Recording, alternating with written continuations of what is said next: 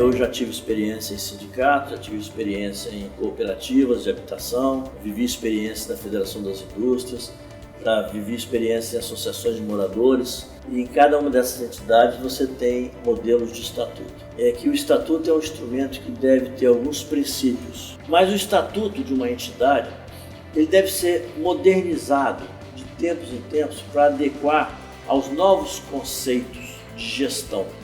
E o Estatuto da Federação das Indústrias é hoje um modelo, é uma referência para qualquer entidade no Brasil.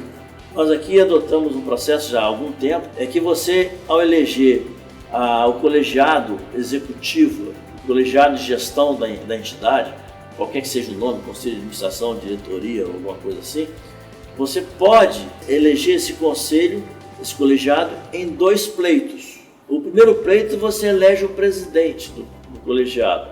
E aí você tem 1, 2, 3 candidatos. No segundo pleito você elege a diretoria. Qual é a vantagem desse processo? É que quando você elege o presidente, você tem uma disputa ali, um processo eleitoral muitas vezes acirrado, debate sobre programas de trabalho, programas de governo, programas de gestão, e que você acaba exercendo o seu voto em favor de um dos candidatos. Eleito esse candidato, o candidato perdedor, ele vai ser contrário, vai trabalhar sempre contra aquele? Eu acho que não, porque aí você vem para o processo de o pleito de eleição da diretoria. E a diretoria você então vai montar um colegiado que vai contemplar gente de todas as 2 chapas. Você não vai ter grupo A e grupo B. Você procura ser bastante democrático para levar para a sua diretoria membros que estavam apoiando o candidato A e membros que estavam apoiando o candidato B. Isso você acaba com aquela discussão, aquela briga, você harmoniza a gestão da entidade na composição do colegiado que vai administrar. Nós entendemos que o presidente da casa não pode ser reeleito. Ele exerce a sua atribuição, a sua competência num único mandato. É preciso lembrar o seguinte, isso sim pode ser adotado até por entidades associativas menores. E ele pode voltar, mas tem que haver uma interrupção de mandatos. Isso é muito importante e funciona bem no nosso caso.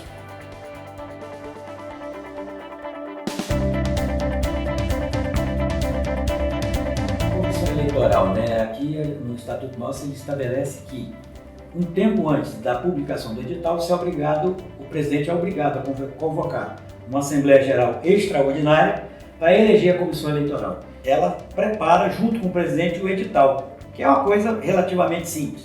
Depois de publicado o edital, tem um tempo para inscrição de chapas. No caso do Estatuto nosso aqui, até se tiver uma chapa única, o eleitor poderá votar sim ou não. Se alguém não conseguiu montar a chapa, quiser fazer uma campanha, vamos lá e vamos derrotar esse pessoal, pode fazer. E se o não ganhar, é necessário convocar uma nova eleição. Por quê? Porque aquela chapa não foi referendada pelo grupo de moradores que foram lá e preencheram aqueles requisitos para votar.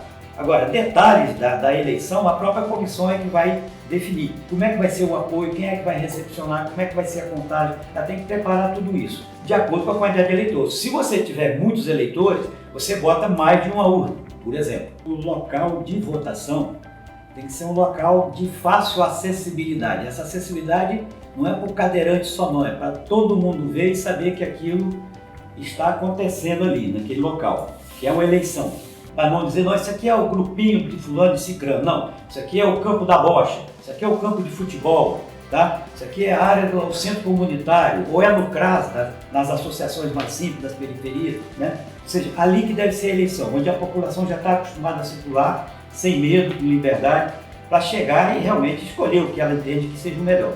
E a comissão vai ter que se virar para aquilo ali funcionar naquele período.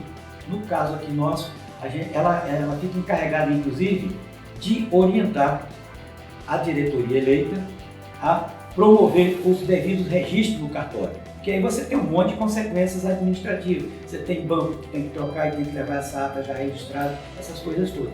Então a comissão eleitoral tem esse papel de pegar aquele edital e botar na prática a execução da eleição. Porque o presidente no mandato e os candidatos não podem se envolver com a eleição. Tem que ser realmente um negócio à parte, para fazer uma coisa realmente isenta.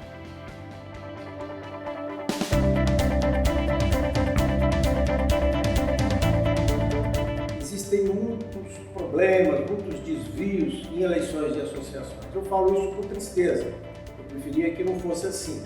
Um desvio comum também em associações é uma ação absolutamente antidemocrática, né? É a prática de listas de adesão. É muito comum isso em reeleição, mas também acontece em eleição de um novo candidato apoiado pelo grupo que está no governo. Então essa lista começa a colher as assinaturas dos eleitores mais simples, menos experientes, né? Pode acontecer que a lista chegue no ponto em que ela tem já a maioria dos eleitores. Aí quem está praticando esse ato antidemocrático começa a procurar aqueles candidatos, aqueles eleitores mais lúcidos, mas já com outro argumento, de que a eleição está decidida e que ele precisa apoiar, porque senão ele vai perder prestígio, ele vai apoiar alguém que não tem chance de ganhar. Certo? Então, no meu entender, lista de adesão é uma ação antidemocrática danosa, muito danosa ao fortalecimento das associações. Outro desvio comum é a prática em algumas associações de limitar novos associados, porque com a chegada de novos associados há uma oxigenação da associação e um eventual controle que o dirigente tem daquele número de associados até então, ele pode se perder. Então tem muitos dirigentes que não gostam e fazem restrição de admissões, especialmente quando vai chegando a época de eleições na associação. Desvio muito comum e que precisa ser combatido fortemente é a influência de políticos na eleição das associações. O político pode influir na eleição da associação partido político e só, tá certo? Nas outras associações não pode haver influência de político.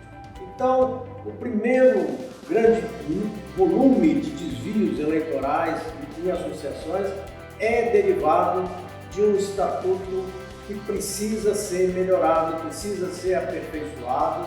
O estatuto tem que permitir o maior número de candidatos possível.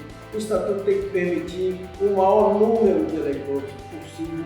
O estatuto tem que prever um tempo adequado para a apresentação das chapas. Você não pode, uma chapa que tem 90, 100 candidatos, você não pode dar 20 dias para apresentar documentação de 100 pessoas, né, apresentar assinatura de 100 pessoas. Uma eleição desonesta vai enfraquecer a associação. Então, para mim, a essência de uma boa eleição que fortaleça uma associação são esses três pilares: limpa, respeitosa e honesta. Para saber mais sobre esta e outras formas de melhorar a sua associação, acesse o nosso site e leia gratuitamente nossas cartilhas.